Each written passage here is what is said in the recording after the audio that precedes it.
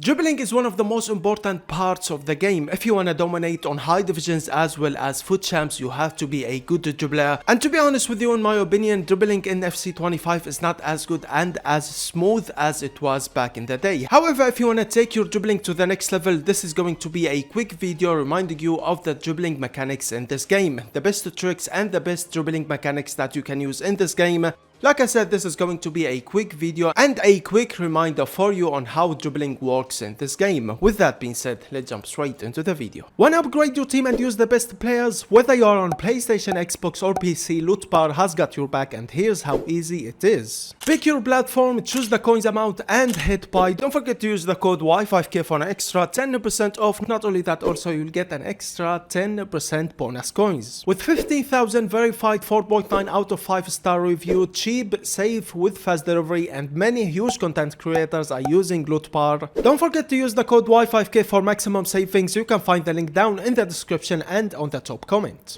Now let's jump straight into the video. The first thing that we are going to talk about is the first touch. Your first touch is really important when it comes to dribbling in this game. If you want to improve your dribbling, first thing first, you have to improve your first touch. And what I mean about that, first thing first, you can perform some tricks when it comes to taking a first touch. For example, take a fake first touch and then change your direction. Let me give you this clip as an example. I take my first touch down and my opponent thought that I was going down with my player, and then quickly I change my direction again up. That's what we call a fake first touch, and you can use it in many situations. And the second thing when it comes to taking a first touch, always take the first touch to the safe distance where there's no defenders, no one to intercept the ball. And then after you got the space, you can act, you can pass, dribble, see what's the best option that you can go for. But the most important thing for the first touch, don't rush yourself. Take the first touch to the safe distance, and then after you got the space, you can act. The second thing about dribbling, let's talk about the agile dribbling. Now, I don't see many players using the agile dribbling, but for me, this is literally one of the best dribbling mechanics that I use in every single match. Now, to start using the agile dribbling, all you have to do, hold on the R2 and the L2 or the RT and the LT on Xbox, and then you're gonna see your player keeping the ball between your legs. And as you can see from this clip, when you are going backward using the agile dribbling, your player is gonna keep facing forward.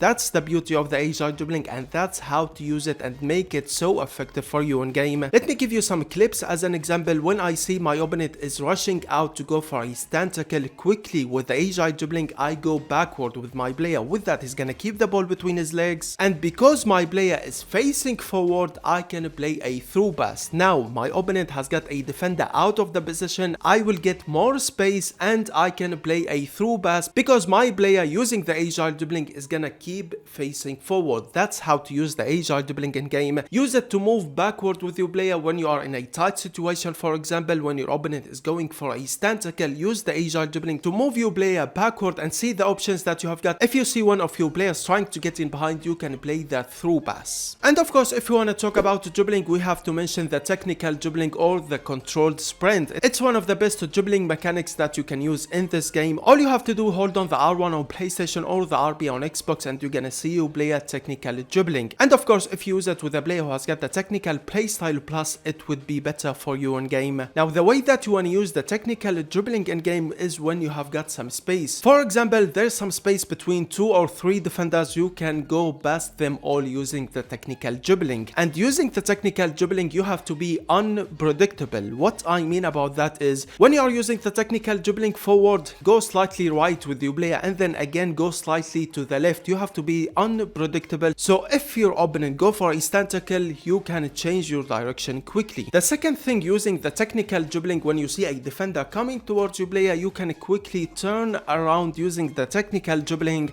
All you have to do while you are holding the R1 button, turn around using the left stick, and when your players start turning around, take your hands off the technical dribbling, take your hands off the R1 button.